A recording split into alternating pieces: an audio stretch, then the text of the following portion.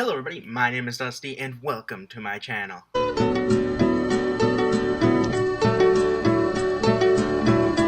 Today we're going to be talking about 5 things beginner aquarium owners should keep on hand. Now these things go outside of extra filters and extra heaters and having like an air pump and extra air stones and all those things. These are more specific things. These things either help treat infections or parasites or something with fish, or help with your water conditions or test them. These are things that are not really noticed in an aquarium. This isn't decor or anything like that. It's things that happen behind the scenes, the kinds of things that you generally don't see aquarium owners do unless they're telling you they're doing it. These things are not listed in any particular order. These are all things that I have used or will use in the future. They're things that I have just learned to keep on hand, because if something goes wrong, the first thing people ask are, do you have this, or that? And now I can say, yes, I do. So to start, I think it's important, we're going to go kind of in a logical order. So when you first get your aquarium and you set it up and you're doing water changes and things, something that's very important to have on hand is water conditioner. I've used a variety of different water conditioners throughout my hobby career. There's none that really I've noticed work better than others. I usually pick up what I can afford at the time. So like this past week I picked up API, but usually I use Prime. I really don't notice a difference in the two, and I don't think it really matters all that much, but this is something that's really important to keep on hand. I probably have about 4 bottles of this stuff just lying around just in case, because it only treats so much of your water. So while this treats up to 1,700 gallons of water, something could go wrong and you're doing water changes every day, or you have to do 100% water changes on multiple tanks, so I always keep more than I need just in case. Something else I do with this is when somebody gets a betta for the first time from me or from somewhere else and they're taking care of it, usually something that happens is people don't add water conditioner to their water when they're doing their water changes, simply because they don't know they have to. So I keep extra on hand that I can give away to people who are doing water changes with bettas or other fish that they just don't know they need. It's something that's for me, is very common to be left out. It's just kind of like, for a lot of people, it's just an extra expense that they have to throw in. It's nothing that's really needed, but it's really important.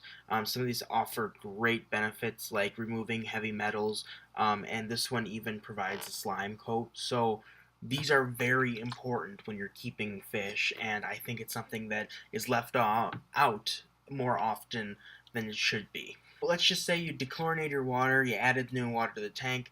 Now what? Well, something I like to do to test the water is use these test strips. Test strips, in my opinion, are something that a lot of people are lacking. Not even test strips in general, because I use these as more of just a checkup. I don't do these in case something goes wrong. I do these for a checkup. I have a whole freshwater testing kit that I use if something goes wrong. These are just more like, oh, let's just see what's happening today in the tank. I just want to make sure something's okay. Or hey, this fish, maybe like Steve, is acting sluggish today. I'll see if something's wrong with this tank. This doesn't even measure ammonia. It's just there to make sure that the base things are covered in the tank. I don't usually see something terribly wrong. A couple weeks ago, Pennywise was acting really sporadic in the tank, swimming around, rubbing himself, losing scales. So I did a freshwater test kit of that. Nothing was wrong with the tank water, so that tells me something was wrong with his health, whether it's a parasite or ick or something else. So that's when the next thing comes in handy. Now, I have a variety of medications that I keep on hand. This is just a sample of them. And now all these might not be the best brands and whatnot. I do what I can afford, so I encourage you to do the same. Something I learned very early on is that most medicines, it doesn't really matter how much you paid for them, they all generally do the same thing. But I think it's important to remember that some medicines do more than others. So you have to be careful of that. And also, some only mix with others. I made an entire video on that a couple weeks ago about how I mixed medications and I accidentally killed one of my fish. I go and watch that video. I think it's very important. But for now, I have a variety of medications here. The first medication I ever bought was this. I bought this because my eldest betta tank was acting really weird, so I bought this, added it in, and hoped for the best, and he ended up being fine. Of course, I use Betta Revive, things like that, but I keep this on hand for general first aid. I've noticed that this really does help in a lot of ways. If I notice something's wrong with the fish, I usually add this stuff in, and it usually takes care of whatever's wrong right away. But there are specialized things that this does not treat. So, for instance, ick. Ick isn't treated by this stuff, so I have to use an ick remedy.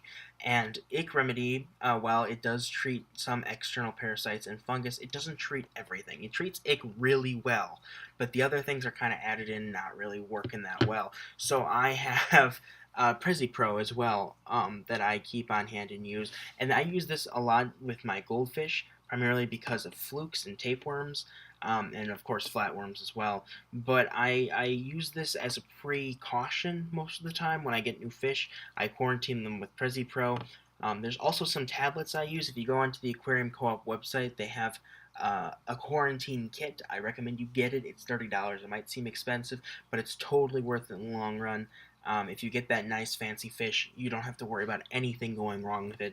You can just plop in the medications, wait a couple weeks, and then you're good to go generally. Something that I did not think about until I actually started medicating and adding tap water conditioner and all these things was how to measure it. Something I think a lot of people forget about is that, like, for these, for instance, there's no measuring kits for it. It tells you how much, and you're supposed to go with it.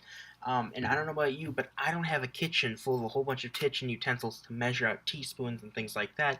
So I went out and I bought a cup, and this is my medicating cup. I like this because it gives me teaspoons, tablespoons, ounces, milliliters, and it's just really useful because a lot of these different medications and tap water conditioners use milliliters or ounces, or like the other day I had to convert 2.5 gallons into 16 ounce segments, so I'd add 16 drops into the 2.5 gallon tank. It was really like simple math that I haven't had to do in a long time, and so it was really just, it was a lot. But I learned very early on that this is really important to have, primarily because almost everything you add to the tank has a measurement, and it's nice to have a nice simple measuring cup around all the time to help with that. Now this one does have its flaws. Usually it's like one tablespoon, and this has a minimum of 3. So there are some measuring cups that are better than others. Aquarium Co-op's is really nice, and I haven't gotten around to getting that one yet. But I bought this at Walmart for maybe 50 cents to $1, and it was one of the best investments I have ever made. Now this last thing is really weird to me because I haven't even used it yet. I own it and I keep it on hand just in case. I bought it for my snails that passed away, so I don't have a use for it at the moment. But crushed coral. Now crushed coral is used for a variety of reasons. I'm going to put it down because it's really loud. Crushed coral is used for a variety of reasons, and one of the main reasons that I've noticed is a buffer and also for bacteria. So what a buffer means is that if you add it into your aquarium, you might be able to add a couple more fish. It kind of helps with making sure that your levels don't go off with a little bit of overstocking in your aquarium. Something else it does is, because of the way the surface area is on here, because they're basically little rocks, it helps with beneficial bacteria. It helps add more surface area for that beneficial bacteria to latch onto. I currently just don't have a use for it. I keep it on hand just in case because, sometimes I accidentally overstock tanks, and I think it's important to have these kinds of resources available to other people as well. So these are just a sample of the things I have. I have 2 other types of tap conditioner, like 6 different kinds of medicine, 2 other kinds of testing stuff, and you'd be amazed at how much stuff you collect over a couple of years. But I think these are all things that are really important to keep on hand. They're things that I've learned just to keep on hand at all times because you absolutely never know when you're going to need them, and it's better to not need them and have them than need them and not have them. So if you keep fish and there are some things that I did not mention about these products or products you have that I don't, please leave them down in the comments below. I'd love to see those and look them up and buy some myself. But that being said, I hope you all have a great day, and I will see you in the next video. Bye.